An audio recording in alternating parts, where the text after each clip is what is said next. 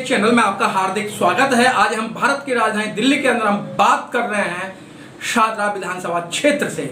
हाँ, वही क्षेत्र जो आप इनको देख रहे हैं, ये कोई नॉर्मल महिला नहीं है, ये बहुत ही तेज तरार हैं और सामाजिक चिंतक हैं, समाज की चिंता करने वाली हैं और शादरा विधानसभा क्षेत्र से ही बसपा के सिंबल पर चुनाव लड़ा था। आइए हम जानकारी लेते हैं कि पढ़ी लिखी होने के बावजूद आज भारत की राजधानी दिल्ली के अंदर महिलाएं कितनी शक्तिशाली हैं और एक तरफ सरकार, चाहे केंद्र सरकार है या दिल्ली सरकार है या उत्तर प्रदेश सरकार है, सभी महिलाओं को शक्तिशाली बनाने की बात करते हैं, महिला सशक्तिकरण की बात करते हैं। हमारे बीच में इंदु जी पूर्ण रूप से आपको बताएंगी कि महिला कितनी सशक्त हैं। इंदु जी, आपका नेशन न्यूज इंडिया चैनल में आपका हार्दिक स्वागत है। शुक्रिया मनोज जी, बहुत बहुत धन्यवाद आपके इस चैनल का कि वाकई में जो आप लोग एक जो बहुजन समाज के जो लोग हैं उनकी आवाज़ को बुलंद किए हुए हैं, क्योंकि अगर शायद आप लोग अगर ना हो तो शायद हमारी जो आवाज़ है जो हमारे समाज तक शायद नहीं पहुंच पाएगी। तो मैं एक बहुत ही शुक्रगुजार हूं और हमारा समाज शुक्रगुजार है आपका। और जहाँ तक बात आप कर रहे हैं कि इस गई और अभी फिर उन्होंने 3 जून को एक घटना घटी, उसके अंदर भी अभी तक उन जो दोषी है उनके खिलाफ FIR दर्ज नहीं हुई। तो ये क्या हो रहा है? ये समाज पर एक अत्याचार तो हो रहा है कि मतलब कानून है, लेकिन कानूनों का जो इम्प्लीमेंटेशन जो होना चाहिए वो कानून थानों तक नहीं पहुंच पाया है और वो सिर्फ वो कागज तक ही सिमट कर रह गया है, जिसे इम्प्लीमेंटेशन की जरूरत है। और इसको इम्प्लीमेंटेशन कौन करवा सकता है? इम्प्लीमेंटेशन तब हो सकता है जब सरकार उस पर दबाव डाले कि तुरंत ही जब जब कानून है तो उस कानून को तुरंत ही थानों में वो चीज़ होनी चाहिए कि FIR दर्ज होनी चाहिए। अगर किसी ने महिला ने कह दिया कि उस पर अत्याचार हुआ है और जो सबूत है तो आप FIR कीजिए, क्यों नहीं की जाती? जाति और दूसरी बात है कि जो जातिवाद का जो इतना बड़ा मतलब वो चल रहा है, ये शोषण जो चल रहा है, जो बहुजन समाज के ऊपर जो चल रहा है, ये बहुत ही दयनीय स्थिति होती जा रही है। रोज आए दिन हम घटनाएं सुनते हैं। लखीमपुर की घटना भी आपने देखी होगी, जिसमें 2 बहनें, जिन्हें 2 बहनों को खेत के अंदर मतलब रेप किया गया। रेप करने के बाद उनकी जो शरीर, उनकी जो बॉडी थी उसको पेड़ से रस्सी से बांधकर उसे लटका दिया गया। और तमाम ऐसी घटनाएं, कितने उदाहरण दूं? शायद मैं वही वाली बात आती है कि दिन महीने साल ना जाने कितने लग जाएंगे शायद उनको बताते शायद वो घटनाएं कब नहीं होंगी। और मेरा मानना जहाँ तक है कि इन जो बहुजन समाज है, जो अत्याचार उस पर दिन प्रतिदिन जो बढ़ता जा रहा है, इसका मुख्य कारण ये है कि जो बहुजन आयोग खड़ा होकर नजर आ रहा है। हमेशा मैं देखती हूँ ट्विटर का यूज करते हैं। अरे भाई, ट्वीट के अलावा आप ये भी तो देखिए कि उनके साथ कितनी मतलब अपराध हो रहा है और उसका क्या रिजल्ट निकल रहा है और उनकी क्या स्थिति है। कभी जानने की कोशिश करी? मैं तो इनको देखती नहीं हूँ। मैं तो खुद ही चीज को देखा है कि बस वही पत्र व्यवहार चलता है, चाहे कोई भी हो। एक पत्र वहां से भेजा जाता है, एक पत्र वहां से भेजा जाता है। बस ना जो अपराधी होते हैं ना अपराधियों को बुलाया जाता है। जब कुछ होता ही नहीं है तो फिर मतलब उनको डर कैसे होगा? डर तो होता ही नहीं है चीज के लिए। तो सबसे बड़ी बात है कि मैं तो मानती हूँ कि अपराध की वाकई में कोई जाति नहीं होनी चाहिए। इसमें अगर किसी के साथ भी अगर कोई अपराध हो जाता है तो तुरंत ही सभी लोगों को उस चीज़ में शामिल होना चाहिए और इस चीज़ का इंतजार ना करें कि हम उसके मरने के बाद कि वो मर जाएगा तो हम कैंडल मार्च निकालेंगे। जिंदा रहने पे उसका साथ दीजिए, क्योंकि जिंदा अगर आदमी अगर जिंदा के तो आप साथ नहीं है, मरने पे फिर आप उस चीज़ पे क्या करके करेंगे कि उसके साथ। तो इस जिंदगी जो है उसकी ज़िंदगी को बचाने को सोचिए। तो क्या लगता है कि इंदु जी, आपने बहुत अच्छी बात कही कि आजकल अपराधों में भी जातिवाद देखने लगे हैं। तो महिलाएं आपको इस समय करोड़ों महिलाएं देख रही हैं और जैसे आपने दिल्ली आयोग की बात कही, आपने सेंट्रल आयोग की बात करी और अगर मैं सीधी बात करूं SC आयोग की हम बात करें तो क्या यहाँ पे भी आपकी बातों को नहीं सुना जाता है? देखिए सर, मैं तो भुक्तभोगी हूँ। अभी हाल ही में 3 जून की जो घटना हुई तो हमने भी अभी ऐसी कमीशन में मतलब उस चीज़ को अपनी जो पिटीशन है वहाँ पे दे रखी है। तो अभी लंबा इंतजार हो गया है और अभी खत्म नहीं हुआ है। इस आधुनिकता के युग में, इस IT युग में, इस तकनीकी युग में जो खत्म होना चाहिए जातिवाद, वो और ज़्यादा बढ़ गया है। उसका रूप दिन प्रतिदिन बढ़ता ही जा रहा है। महिला सशक्तिकरण की बात कर रहे हैं तो वाकई में जो एक महिला सशक्तिकरण का युग है, जहाँ पे आज जो महिलाएं जो हैं डॉक्टर से लेकर आज जो हमारे देश की जो राष्ट्रपति हैं वो भी एक महिला हैं। लेकिन अगर हम एक वास्तविक स्थिति में अगर देखें, तमाम महिला सशक्तिकरण होने के बावजूद भी जो हम जो महिलाएं हैं, क्या वाकई में हम सुरक्षित हैं? नहीं, क्योंकि हम जो कहीं ना कहीं जो हमारा जो पुरुषवादी जो समाज है, कहीं ना कहीं हम उनसे किसी तरह से दबे हुए हैं। शायद इस दबे हुए या उनकी एक मानसिकता है, उसी का एक परिणाम है कि हम लोगों के साथ जो आए दिन जो अत्याचार हो रहे हैं, दिन प्रतिदिन बढ़ते जा रहे हैं। और खासकर ये जो अत्याचार हैं, जो बहुजन समाज की जो महिलाएं हैं, उन्हीं पर अत्याचार ज़्यादा हो रहे हैं। और अभी आपने, वैसे तो कहा जाता है कि देहातों में ये इतने लोग मतलब शिक्षित नहीं हैं, लेकिन देहातों की बात, वहाँ पे तो चलो आप कह रहे हैं देहात की बात है, लेकिन यहाँ पर तो जो दिल्ली जैसी राजधानी में हम देखने को मिलता है कि आए दिन हमारे साथ इतनी तमाम जो घटनाएं देखने को मिल रही हैं। और अभी हाल ही में आपने एक क्या नाम है घटना सुनने को मिली कि जो दिल्ली यूनिवर्सिटी जिसे कहा जाता है, जहाँ पर ना जाने दूर दूर से लोग जो बच्चे हैं वहाँ पर पढ़ने के लिए आते हैं, लेकिन अगर वो भी वहाँ पर भी देखा जाए कि वहाँ पर भी जातिवादी जो मानसिकता है, इतनी जड़ें इतनी गहरी हो गई हैं कि जहाँ पर एक जो आप अपने साथ ऐसा कोई इंस्ट्रूमेंट रखें जिससे कि आपका बचाव हो सके। स्प्रे की बात करी आपने, छोटे चक्कू की बात करी, क्योंकि जहाँ भी जाते हैं वहाँ महिला हर समय डरी ही रहती हैं। बहुत बहुत धन्यवाद। क्या नाम है, अभी हमारा जो मैटर है हियरिंग पे नहीं लगा, तो इस बीच ना जाने कितनी घटनाएं कर चुके हैं। और जब हम तो 15 साल से फेस कर रहे हैं, ना जाने कितनी FIR हुई और कितनी FIR क्या नाम है वो बार बार अपराध पे अपराध करते चले गए। तो ऐसी कमीशन को भी तुरंत स्टेप लेना चाहिए कि अगर वो इस तरह से घटनाएं कर रहा है तो तुरंत ही उसे अंदर कर दें, लुक आफ्टर नोटिस उसे जारी करके उसे इस एरिया से बाहर कर दें। भाई जो अपराधी है, जब तक उसके ऊपर कोई लगाम नहीं लगेगी तो उसे डर किस बात का। उसे पता है मेरे बचाने वाले आला अधिकारी हैं, और क्या नाम है ऐसी कमीशन में भी हमारे आला अधिकारी जो बैठे हुए हैं, जनरल कास्ट के लोग बैठे हुए हैं, वो उनको बचा लेंगे। कहीं ना कहीं तो अपनी साठ गांठ तो लगाते ही हैं, तो डर उनको है नहीं चीज़ के बारे में। और दूसरी बात मैं ये देखती हूँ कि अधिकतर जो घटनाएं हो रही हैं, जो बहुजन समाज का जो दलित जो तबका है, जो ये निचला तबका है, उन्हीं के साथ घटनाएं होती हैं। हमेशा क्या नाम है कोई VIP जो लोग हैं, उनकी महिलाओं के साथ तो कोई अत्याचार नहीं होता। भाई उनकी महिला या तो उनके साथ भी हो तभी तो उनको चीज का वो लगे। तो इसका मतलब हम लोग जो हैं, हमारा क्या नाम है कसूर ये है कि हम बहुजन समाज में हमने जन्म लिया है।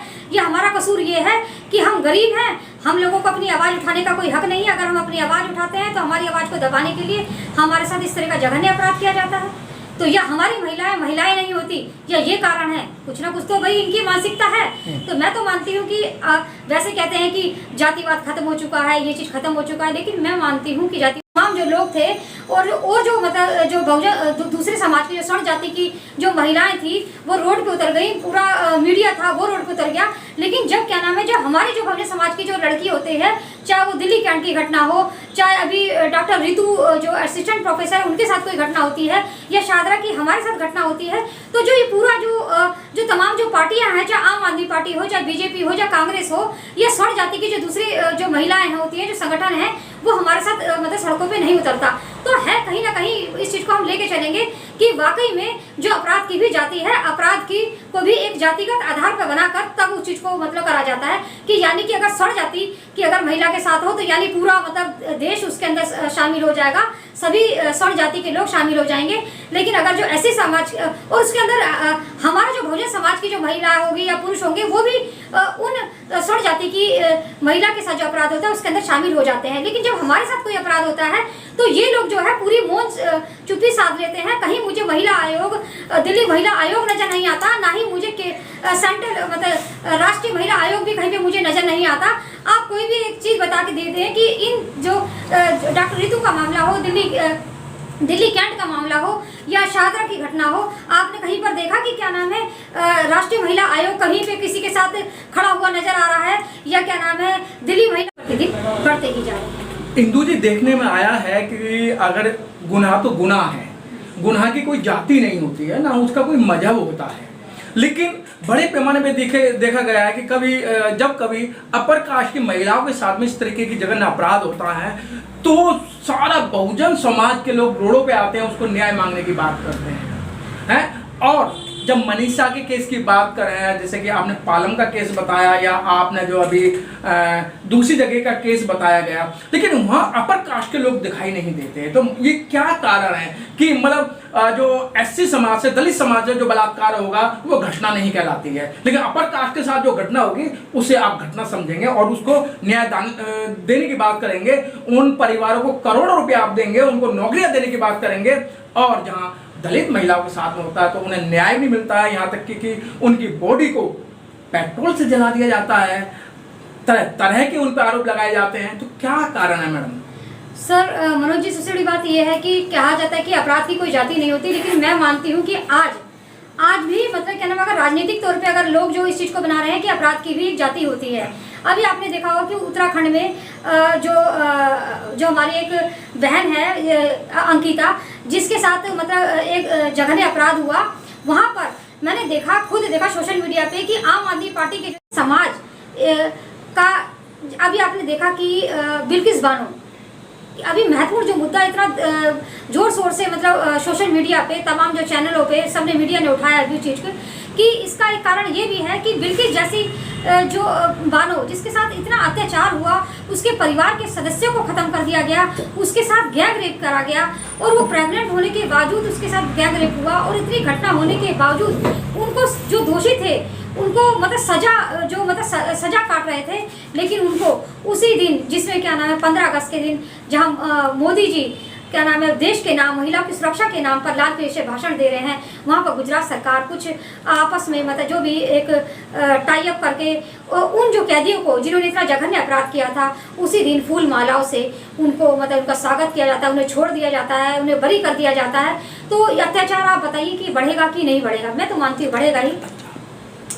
पंजाब की घटना है, पंजाब में भी आप देख रहे हैं कि इस तरह का ये अत्याचार आए दिन बढ़ता चला जा रहा है।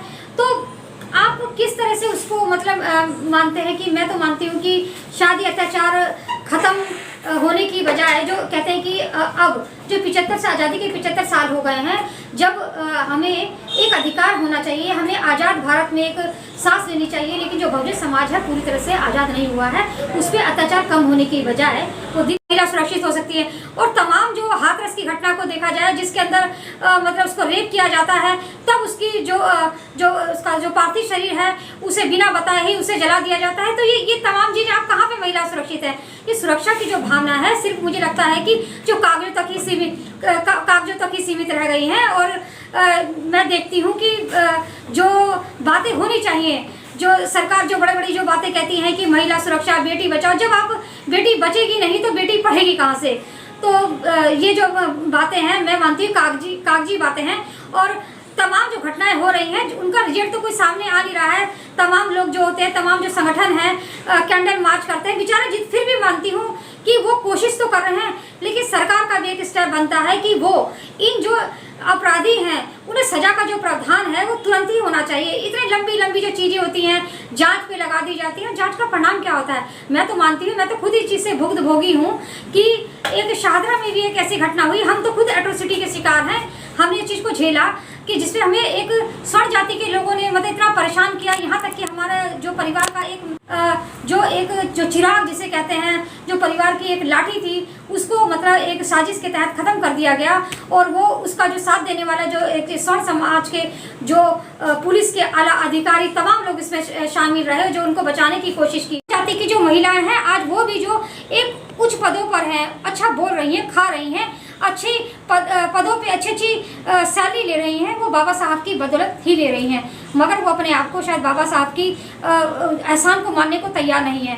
वो सोचती हैं कि हमें अपने आप ही मिल गया है, लेकिन अगर बाबा साहब ना होते तो शायद वो संविधान ना होता, और अगर वो संविधान ना होता तो शायद उनको जो अधिकार मिले हैं, वोट डालने का अधिकार है, जो समान वेतन का अधिकार है, या मैटरनिटी जो लीव मिल रही है, वो 6-6 महीने तक अपना घर पे आराम करती हैं, उनको वेतन मिलता है। तमाम ऐसे मुद्दे हैं जो बाबा साहब की देन है, जिनको कहा जाए तो एक महिला सशक्तिकरण की जो बुनियाद है वो बाबा साहब की ही देन है, इसको मैं मानती हूँ। क्या इंदू जी महिला सुरक्षित नहीं है? अब सरकार तो दावे करती है कि महिलाओं के लिए हम भिन्न तरीके की योजना ला रहे हैं, बेटी बचाओ बेटी पढ़ाओ का नारा देती है। जितनी बातें बताई गई हैं कि बेटी पढ़ाओ, बेटी मतलब जो भी है कि सुरक्षा की भावना की बात करते हैं। अगर ये महिला सुरक्षा की बात अगर जो है, तो ये जो तमाम जो आप दिल्ली जो कैंट की घटना आपने ये देखी कि जिसमें एक छोटी सी बच्ची के साथ मतलब बलात्कार किया गया, और बलात्कार करने के बाद उसको उस बात को छुपाने के लिए उसके पेरेंट्स को बिना बताए ही उसकी जो बॉडी थी उसे मतलब आग मतलब क्या नाम है जला दिया गया। तो ये क्या है, मतलब कैसे महिला सुरक्षित, कैसे का जो मशहूर जो कॉलेज है दौलत राम कॉलेज, जहाँ की जो एक असिस्टेंट प्रोफेसर हैं वो इतनी पढ़ी लिखी होने के बावजूद भी वो भी जातिवाद का शिकार बनी। कहीं ना कहीं वो भी अपने आप को एक असुरक्षित महसूस कर रही हैं। असुरक्षा का उनकी भावना है, चाहे वो मानसिक हो चाहे शारीरिक हो, हर तरफ से वो अपने आप को असुरक्षित महसूस कर रही हैं। और उनका भी शोषण करने वाली कौन है, वो भी एक महिला है। तो फिर ये महिला सशक्तिकरण, फिर कहाँ से महिला सशक्तिकरण हुआ? तो ये तो एक महिला का दूसरी महिला के ऊपर शोषण ही तो देखने को मिल रहा है। मैं इसलिए कहना चाहूँगी कि अब जो डॉक्टर ऋतु है, डॉक्टर ऋतु पढ़ी लिखी होने के बावजूद वो उनका कसूर बस यही है कि एक दलित वर्ग से एक संबंध रखती हैं और अच्छी पढ़ लिख गई हैं, और उनको आगे न बढ़ना दिया जाए। जैसे द्रोणाचार्य ने एकलव्य का अंगूठा काट दिया था कि ताकि वो इतना पारंगत होने के बावजूद उस क्षेत्र में मतलब अर्जुन के आगे ना निकल पाए। तो उसी तरह से डॉक्टर ऋतु जैसी ना जाने कितने ही असिस्टेंट प्रोफेसर होंगे जिन्हें आगे नहीं बढ़ने दिया जा रहा होगा, और उनका अंगूठा को काट दिया जा रहा है। तो मैं ये देख रही हूँ कि जो हमारा जो बहुजन समाज है उस पर जो अत्याचार दिन प्रतिदिन बढ़ता ही जा रहा है। दूसरी तरफ हम ये देखने को मिलता है कि बाबा साहब, महिला सशक्तिकरण जो देन है बाबा साहब की देन है, और वो बाबा साहब ही हैं जिनकी बदौलत पूरा जो मतलब सिर्फ बहुजन समाज ही नहीं जो इंदु जी आपको भारत ही नहीं आपको विदेश भी देख रहा है, लेकिन विदेश के अंदर ऐसे जघन्य अपराध नहीं है महिलाओं के साथ में। तो आप उन महिलाओं को, उन लड़कियों को क्या संदेश देना चाहती हैं जो महिलाएं बहुत ही गंभीर अवस्था में जी रही हैं? मैं उनको ये कहना चाहूँगी कि आप इस चीज़ का इंतजार मत करें कि आपको कोई बचाने के लिए आएगा। अपनी सुरक्षा आप स्वयं करें। आप कहीं भी अगर बाहर निकले तो आप कुछ मतलब इस तरह से कोई हथियार रखें, चाहे चक्कू रखें या क्या नाम है आप कोई स्प्रे रखें, मिर्च रखें, कि ताकि अपनी सुरक्षा आप खुद कर सकें। और मैं उन तमाम लोगों से जो मेरी बात को सुन रहे हैं उनसे ये कहना चाहूँगी कि आप किसी के मरने का या हमारे मरने का इंतजार ना करें। आप जिंदा रहते हुए हमारा साथ दें, और आप ये चीज़ को, ये कैंडल मार्च कि हमारे मरने के बाद की कैंडल मार्च जलाएंगे, धरना प्रदर्शन करें, इस चीज़ को छोड़ दीजिएगा। अगर हमारे जिंदा रहते हुए हमारा साथ दे सकते हैं, ऋतु जी का साथ दे सकते हैं, या तमाम मेरे साथ जो मेरी जो साथी हैं, जो बहुजन समाज की जो बच्चियां हैं जो लड़ रही हैं, जो महिलाएं हैं लड़ रही हैं, उनका साथ दे सकते हैं तो आप उनके साथ खड़े हुए। नहीं तो मैं तो आपको मानती हूँ कि शायद फिर हमें आपकी ज़रूरत नहीं है। हम जिंदगी जब हम अपने आप लड़ सकते हैं तो हम अपने आप न्याय भी पा सकते हैं। तो आपसे मेरा यही अपील है कि ज़िंदगी को बचाने की कोशिश करिए। ज़िंदगी के आप मौत का इंतजार मत कीजिए, ज़िंदगी के साथ चलिए, ज़िंदगी के साथ चलिए। बहुत बहुत धन्यवाद इंदु जी, आपने बहुत अच्छी बात कही। Press the bell icon on the YouTube app and never miss another update.